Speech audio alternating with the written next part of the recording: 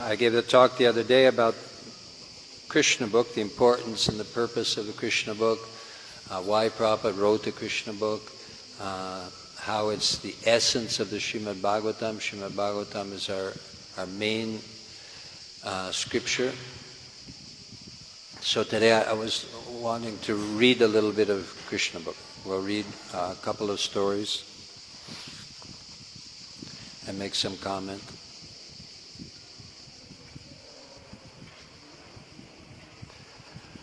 So I don't think there's a Krishna book there. I don't see one there. Okay. How many of you have read the Krishna book? At least once? 2 times. Minimum. At least once. You should read it every day. And you can actually read, if you read only 1 chapter a day, you can read every 3 months. You can read it one time.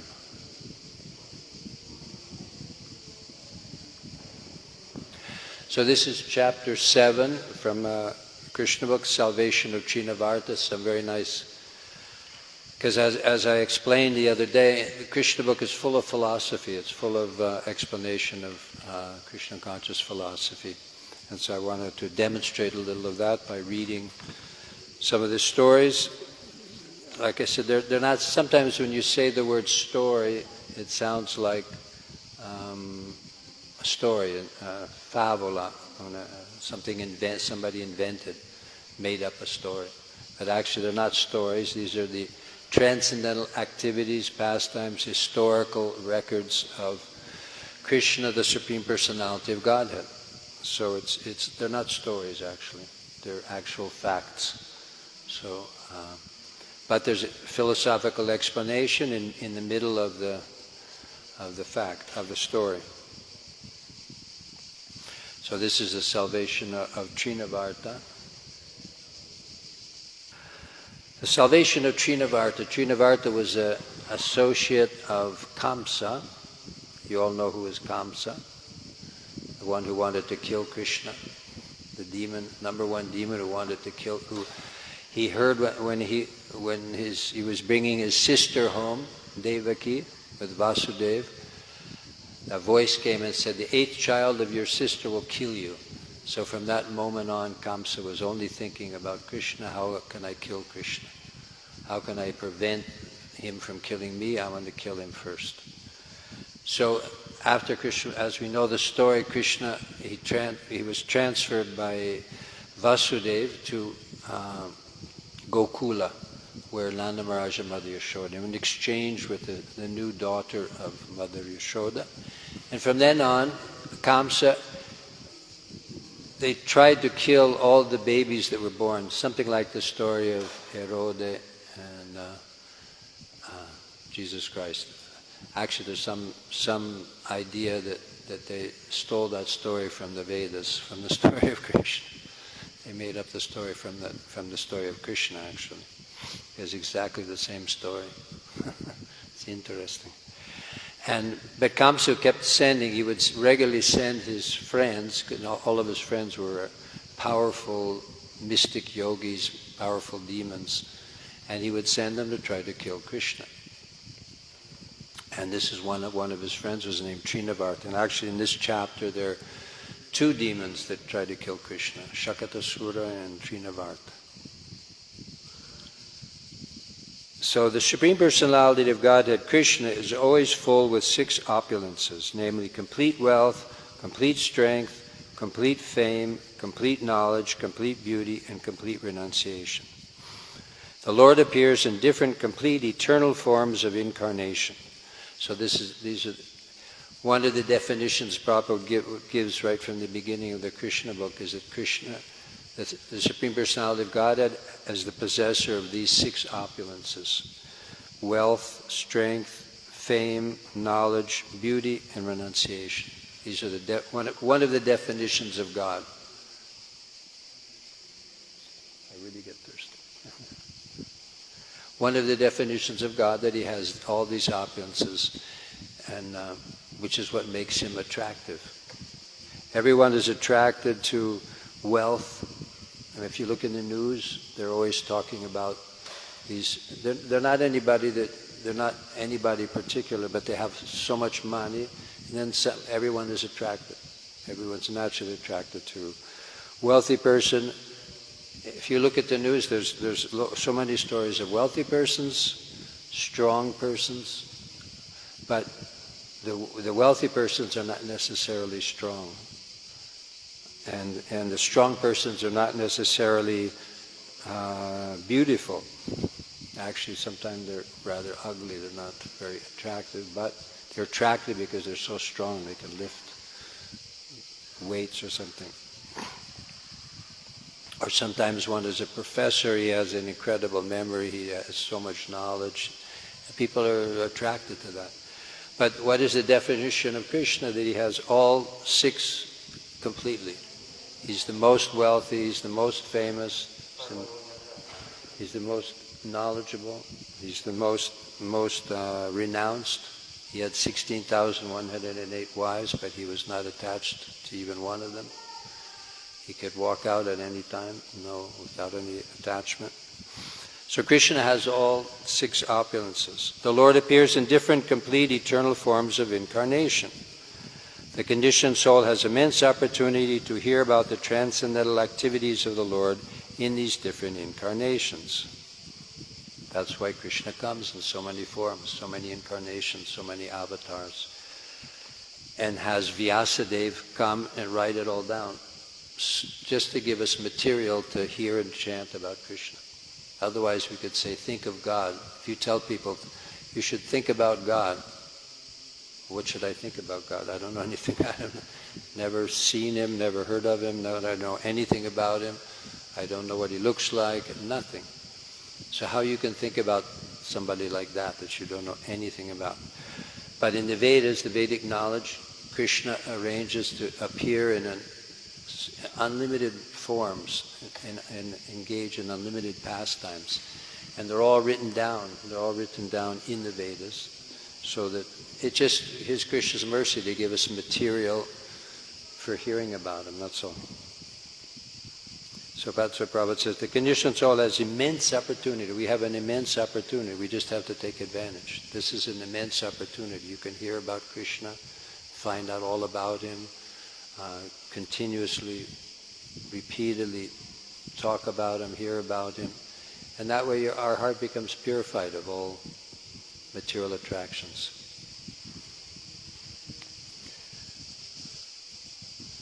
In the Bhagavad Gita it is said, Janma karma chame divyam, the pastimes and activities of the Lord are not material, they are beyond the material conception, and the conditioned soul can benefit by hearing such uncommon activities. This is our benefit. We should take it. Prabhupada, he dedicated so much of his energy and time just to give us the opportunity to hear about Krishna. That's why he would get angry, though, when you'd see devotees, they weren't reading. He said the big problem in our movement is that devotees aren't reading the books. Because that was his main contribution, that his main desire was that everyone has this information to know about and hear about Krishna. Because bhakti-yoga, in essence, it's hearing and chanting. That's what bhakti-yoga is all about. Hearing and chanting the holy name, hearing and chanting about Krishna's personality, pastimes, activities, qualities. And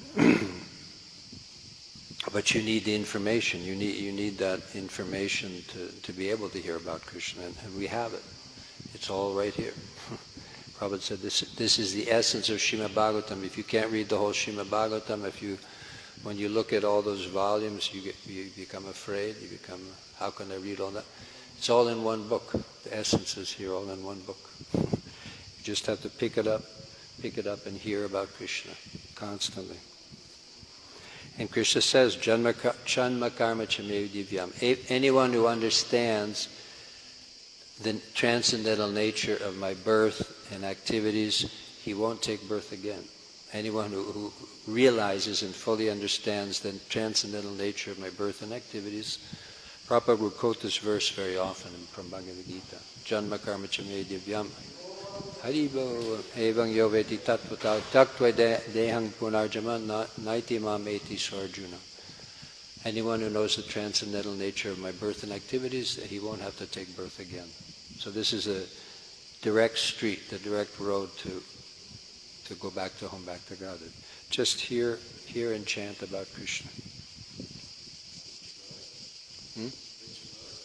It's the 4th chapter, 9th verse, I think. Janma karma chame divyam. 4th chapter, 9th verse, I'm pretty sure. You can look it up if you want. The pastimes and activities of the Lord are not material, they are beyond the material conception, and the conditioned soul can benefit by hearing such uncommon activities. Hearing is an opportunity to associate with the Lord. To hear his activities is to evolve one's transcendental nature simply by hearing. That's our whole process. Actually, it's not, bhakti-yoga is not complicated at all. It's actually very simple. You just have to sit and listen. Listen to the kirtan, chanting the holy names, listen to the recitation of Srimad Bhagavatam, and then everything will be transformed. Because Krishna is personally within our heart. And when he sees that we're interested to hear about him, he makes us forget about Maya. He takes us far away from Maya, from illusion. He makes us forget and become absorbed in him. Because he's a person and he's there and he's waiting to see where are we going to put our attention. Where are we going to put our attention? And when he sees that we're putting our attention and hearing about him, now he's interested in me again.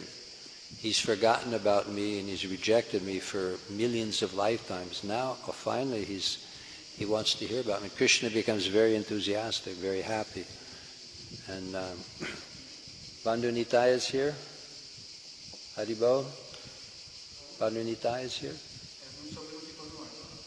Oh, come on. Bandhu Nitai, no? So, and Prabhupada says, hearing is an opportunity to associate with the Lord. We forget all the time and we don't take advantage, but every time we're sitting and chanting Hare Krishna, Krishna Krishna, Hare Hare, Hare Rama, Rama Rama, Hare Hare. We're associating with Krishna. Krishna's right there, next to us. He's right sitting there. He's already sitting within our heart, but we don't see it. But when we chant his holy name or we hear something about him, he's doubly present. He's present in our heart, and he's present in the chanting of the holy name and his pastimes. It's just that we're covered or we forget. But the more we endeavor to do it, then gradually, Krishna will reveal himself. Krishna will reveal himself to us. That's why I say that bhakti-yoga is an extremely simple process. It's not complicated. We don't have to make a big anxiety, disturbance, mental disturbance. How am I going to, get to the goal in bhakti-yoga? Do I have to stand on my head? Do I have to take a course about this or that? No, you just take Srimad Bhagavatam or Krishna book or Bhagavad Gita and just recite. Read and hear, chant and hear, and you'll see the magic will start happening. Your heart will start to become purified. You'll start to forget about all your material desires and forget about all your material anxieties, and gradually become attached to Krishna, attracted to Krishna. That's why Krishna, in the end of the Bhagavad Gita, says that happiness in the mode of passion, which is what most of us are attracted to, happiness in the mode of passion, which means sense gratification of the senses. It's nectar in the beginning and poison in the end. In the beginning it's like, I'm really, so nice, I'm enjoying, and after, so many problems, so much suffering. Whereas happiness, it's immediate pleasure, and then gradually becomes poison, it becomes unhappy. Whereas happiness in the mode of goodness means spiritual happiness, which in the beginning it's a little difficult. In the beginning, I'd rather look at the news. I'd rather watch a movie. I'd rather, to sit and read Srimad Bhagavatam. It makes me. I fall asleep. I know one devotee. He used to distribute Srimad Bhagavatam, and he tells some people, "This is the best cure for insomnia. If you're not able to sleep, just read this book, and I guarantee you'll fall asleep." Because we're not attracted to Krishna.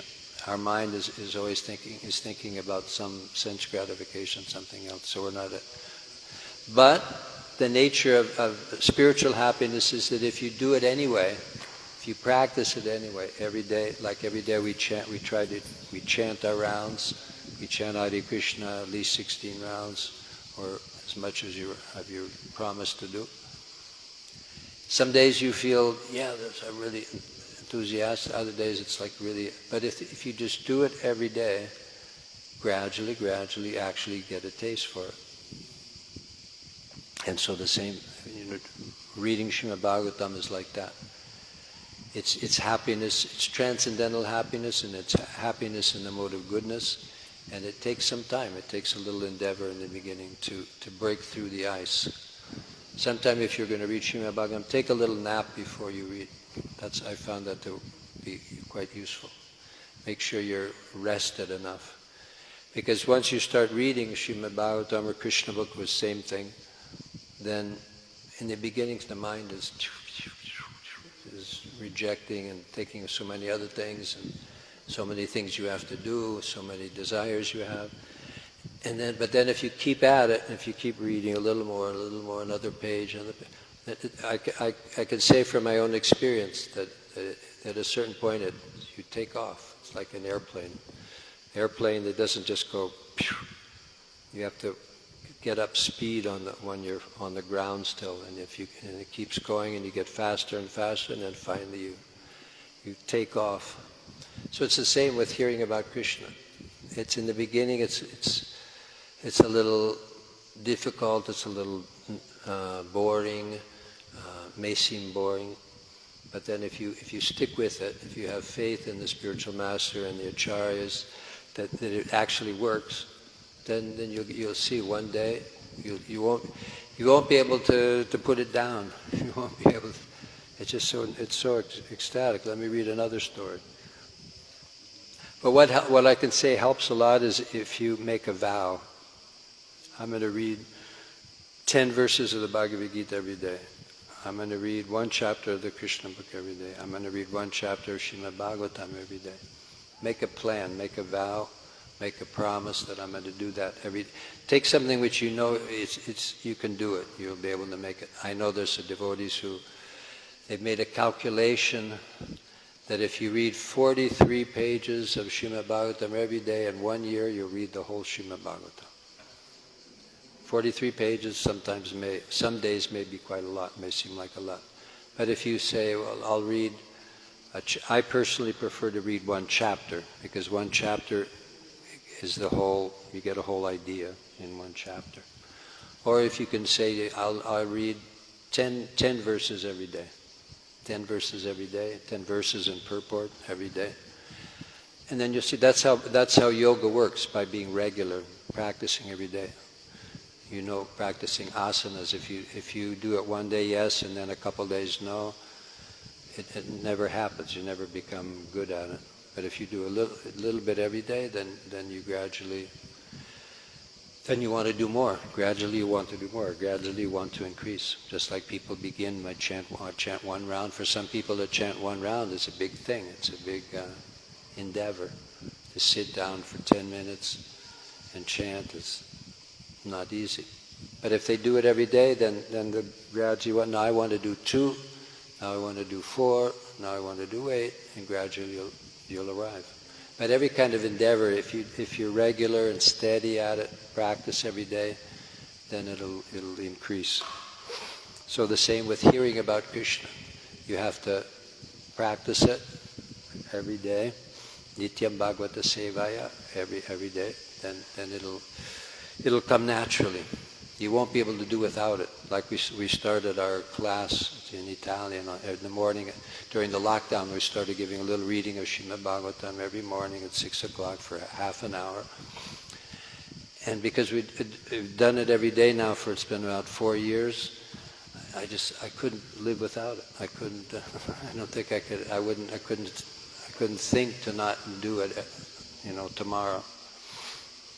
And that's how spiritual life works. That's what mode of goodness means, to be regular habits. Prabhupada said once that people are sick because they have irregular habits. They're not regular. Eating at regular times, getting up at regular time, hearing and chanting at regular time. That makes us strong, healthy, spiritually advanced.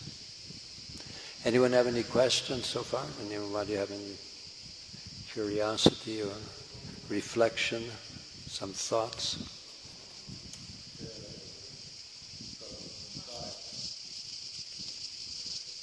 These are long questions. Dicevi tu prima proprio la costanza nell'attività tutti i giorni, non importa magari la quantità, però e poi la definizione, una situazione che hanno pure la stila non basta, la parte deve il flusso costante, poi ognuno impegna il tempo che riesce, però come dicevi tu, tutti i giorni, se non entra mai. Yeah, but he's saying that he's repeating how we have to be constant, we have to be regular every day doing. Prabhupada said that actually we should chant Hare Krishna all day long, but because in the West they have difficulty, since he came to the West, he said they found that they have difficulty to chant for a long period of time. So he said, we'll make a minimum 16 rounds. For Prabhupada, when he gave that it was because it was just a little bit. It was considered, at least a little bit, at least 16 rounds. It was like a small amount, because the devotees of his spiritual master, Srila Bhaktisiddhanta Saraswati, they chant 64 rounds. That's considered normal, the regular standard, 64 rounds. But Prabhupada saw that in the West that it's not possible. So he made at least 16 rounds every day. If you could, but start at 4, then try to come to 8, and then gradually. But it's more important to chant 4 rounds every day than to chant 16 one day and then nothing the next day, and then 1 the next day, and then 10 the next day. Chant 4 rounds every day. And then you'll see you'll come to a point when you want to make the next step. It'll come naturally. We should not endeavor for money. I'd endeavor for money. We should not over-endeavor for money things, but for spiritual things, is it okay to over-endeavor? Yes, if it's okay to so we're not supposed to over-endeavor for material things, that's easy to understand, but should we over-endeavor? No and yes. Yes and no.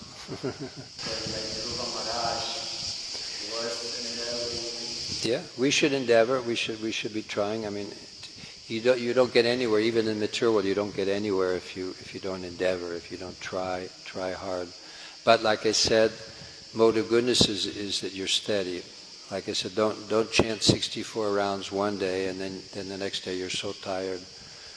Don't fast all day on Ekadasi without drinking water, but then for the next 2 days you have to sleep all day because you over-endeavored. You have to. That's why Krishna says in Bhagavad Gita, the yogi, he doesn't eat too much, he doesn't eat too little. He doesn't sleep too much, he doesn't sleep. He doesn't say don't sleep, don't eat. He says not too much, not too little. So we eat. You can, in consultation with the senior devotees, you can find out what's a good equilibrium balance for me. Maybe 16 rounds right away is too much for me because I have to get up, I have to go to work at 7 o'clock, I have to regulate and balance. It's English. Sorry. Mi dispiace. Anything else? Yes.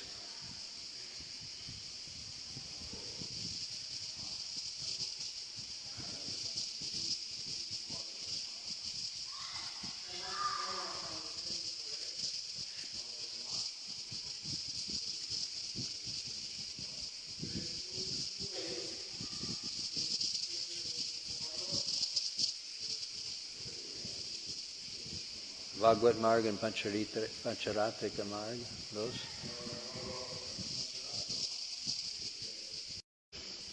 Worship of the deities. All the regulations of deity worship in the temple, all these things. And Bhagavad Marg means hearing and chanting, Srimad Bhagavatam, holy name.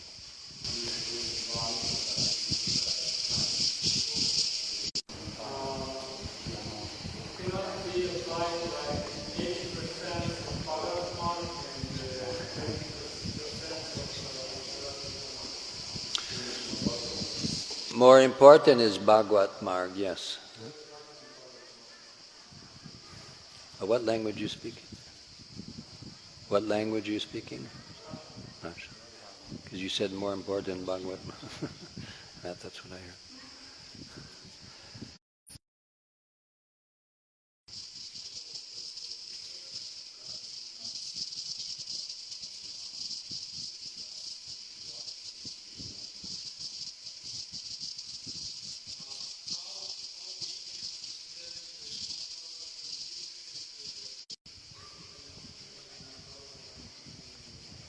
And come to the Brahmabhuta platform.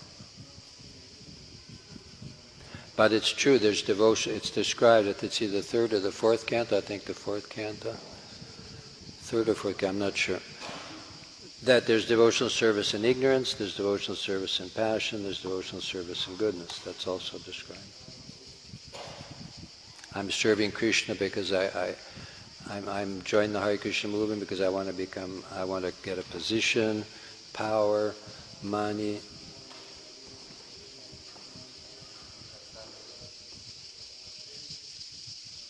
It looks like you're engaged under the influence of passion because you're serving Krishna to have some sense gratification, some material result.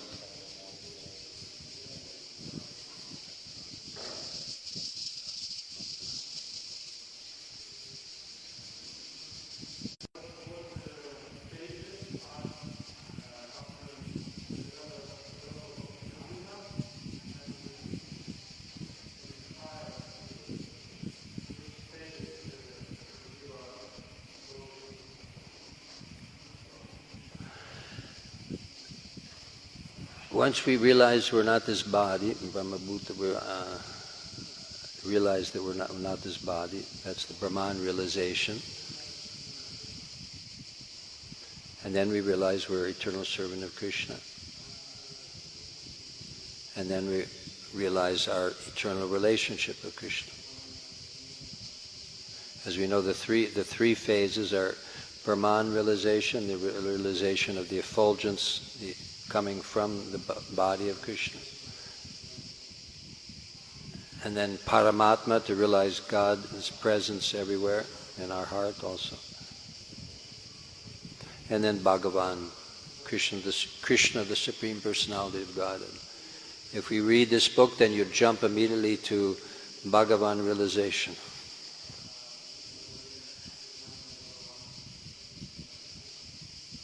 Because you realize the highest absolute truth is God, the Supreme Personality of Godhead, Krishna.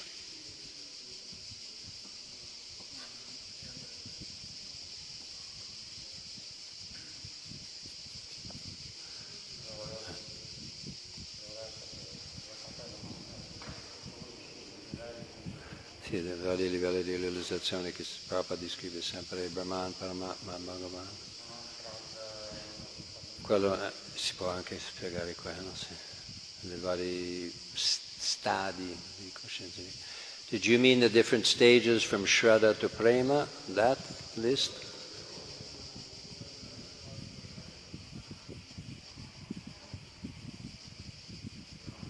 Is the progress of a devotee.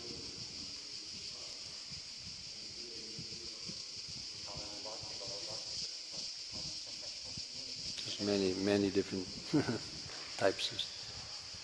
Okay, let's ask. We're not finished. We're just on the first page of the stories.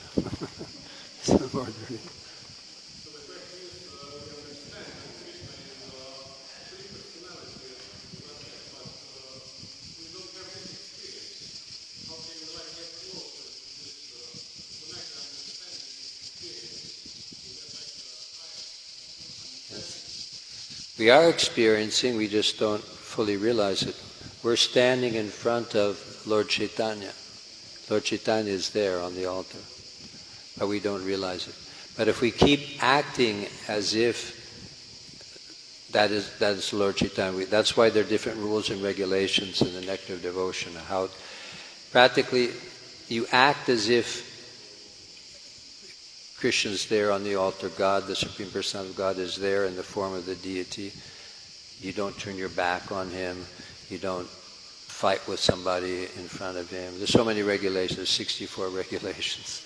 You wash your hands and feet and mouth before you go in the temple room. Why?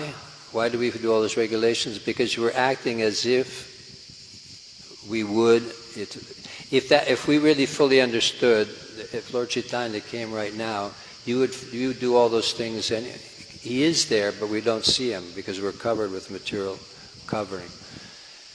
But if he actually walked off the altar and stood in front of you, or even if the president of Slovenia, I don't know, the president of some super famous person walked in the door, everybody would be like, oh. You would naturally be on guard, you'd be respectful, you wouldn't start talking to your friend in front of the person. You wouldn't sit there and eat a snack, eat potato chips, right in front of them. It's natural, but because we're not realizing that Lord Chaitanya is standing in front of us, we do it the other way around. You act as if, follow all the rules and regulations, acting as if Krishna's there, which he is, and by acting as if he is there, gradually you'll realize you'll get experience. One day, if you keep on chanting and respecting the deity and following the regulations of the worship of the deity, one day you'll actually you'll feel that, you'll experience his presence. I can say, all devotees I know who practice for a long time, they've all had some little experience, at least some little taste, little touch of contact with Krishna, realizing that, that Krishna is actually there. Or if you chant every day, the more you're absorbed and the more you're trying to chant with concentration and absorption and giving up the offenses, then you'll experience, you will experience. If you're not experiencing, then you should endeavor more, try harder and associate. You can experience, if you associate with a person who is experiencing, like Radhanath Swami, we all experienced last night, you can experience if you're in association and you're chanting together with someone who's on that level, then someone will reflect onto you, you'll experience. I remember it was a Rath Yatra festival. I always remember this because it was so powerful.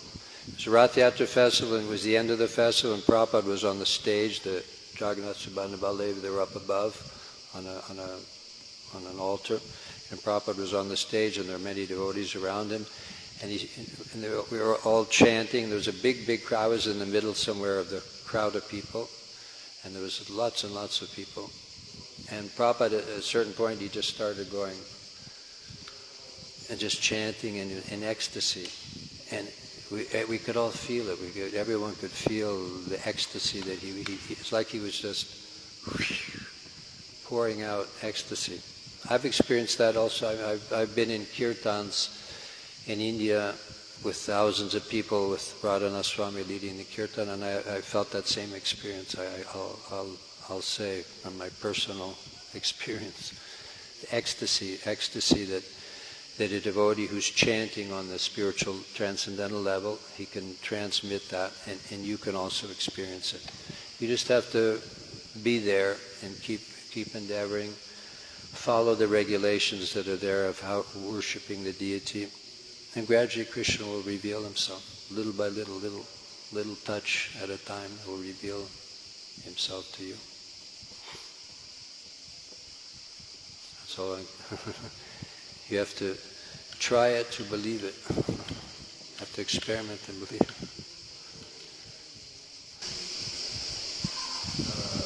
My experience is what do you say before? I'm doing like this exercise, like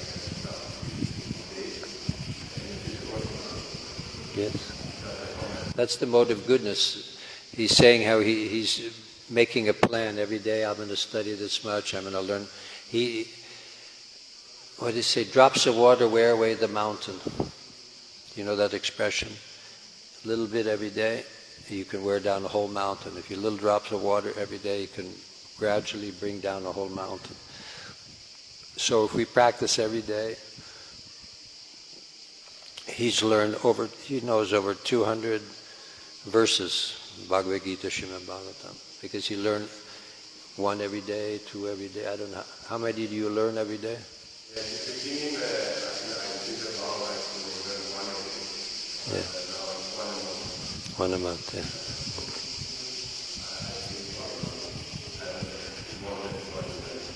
Yeah. If you do one at a time, step by step, every day, every month, then gradually you can... That's how people are successful. The people who, even in the material world, if you want to be successful, you have to make a plan, and you have to be steady, and you have to work at it every day. And it's the same with spiritual life. You can't give up after.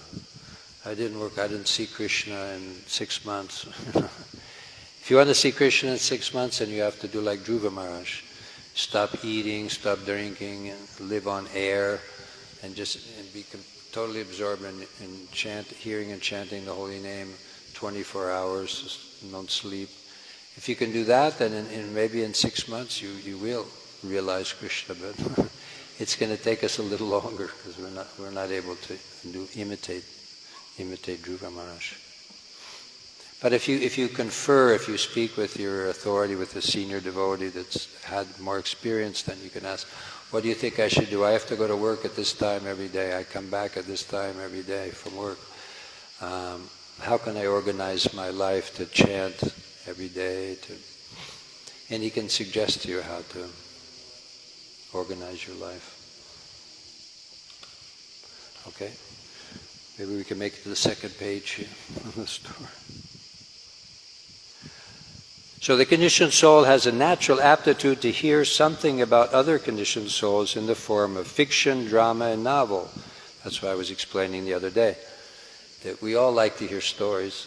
Like I said, if I sat here and read you a reading story about Krishna, but there's a lot of philosophy in it, but if I told you, did you know that this happened in France yesterday, this fire? Did you all know that there was a huge fire in Hawaii and that there was over 100 people died? Everybody, wow, really? We are interested in the news. We like to hear drama, novels, fiction, stories. How many of you watch movies sometimes? I think everybody, most everybody. Sometimes you watch proper movies, very nice. Maybe you watch something, but we're naturally attracted to see a story, the life of somebody else. So Prabhupada says, what does Prabhupada say? That inclination to hear something about others may be utilized in hearing the pastimes of the Lord. Then one can immediately evolve his transcendental nature. Krishna's pastimes are not only beautiful, they're also very pleasing to the mind. Because if you read a fiction, some mundane story about a man and a woman or something, it's not like you feel happy at the end of the story. It's like your mind is more agitated than before you started. But if you read a story about Krishna's pastime, then you'll feel peaceful. The mind will become satisfied and peaceful. But that nature, they just have to transfer the what you hear about, the stories that you read. If directly Srimad Bhagavatam, there's Mahabharata, there's Ramayana. Prabhupada told us how when he was a boy in the quartiere, that little part near Calcutta village where he lived, every day at the end of the day, all the people in the whole town, they would all come into the square, and someone would read Ramayana, Mahabharata, Srimad Bhagavatam, and the hearing. And Prabhupada said we would go home to go to bed thinking about Ramayana, Mahabharata, these stories. We just have to fill up our mind with.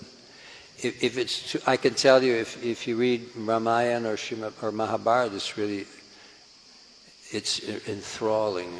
The word is enthralling. It's like completely, wow. You won't be able to put it down. Make sure you you have time, because once you start reading it, it's such an exciting story. It's so exciting stories that they were especially written. They were especially for people in the Kali Yuga, the less intelligent people in Kali Yuga. These pastimes, because actually, for like super yogis like that, there's the Vedanta Sutra, and there's super philosophical treatises from the Vedas. But for people like us, Krishna gave the Mahabharata, Srimad Bhagavatam. Srimad Bhagavatam is actually, it's an explanation of the Vedanta Sutra put in the form of stories, pastimes of the Lord, which it's easier for us to listen to. If you just read the Vedanta Sutra, I mean, some of you are fading out because it's so hot, and to hear, about for too long, it's difficult. But if I sat here and just read the Vedanta Sutra, you would all be asleep by now. I guarantee you, everyone would be completely asleep, because it's just intricate philosophical explanation of the spiritual energy, material energy, like that. But it's been put in the form, Veda Vyas, he put it in the form of Srimad Bhagavatam, which is practically stories. And there's a little philosophy in the stories about Krishna and his pastimes and his incarnations, his devotees. So that's interesting, it's attractive to us. So if someone takes advantage of hearing the pastimes of the Lord, the material contamination of dust accumulated in the heart due to long association with material nature can be immediately cleansed. Lord Chaitanya also instructed that simply by hearing the transcendental name of Lord Krishna, one can cleanse the heart of all material contamination. Chaito darpanamarjanam bhava mahadavagni nirvapanam.